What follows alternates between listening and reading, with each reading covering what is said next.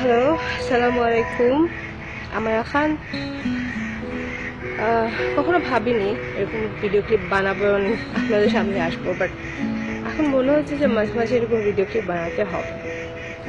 ওকে, বাদ দিই। যেটা নিয়ে কথা বলতে যাচ্ছি তা হচ্ছে ফলোয়ার। যখন আমি শুনি যে কেউ একজন আমাকে ফলো করছে, তিনটা জিনিস আমার মাথায় আসে। প্রথম, আমি খুব বেশি অবাক হই।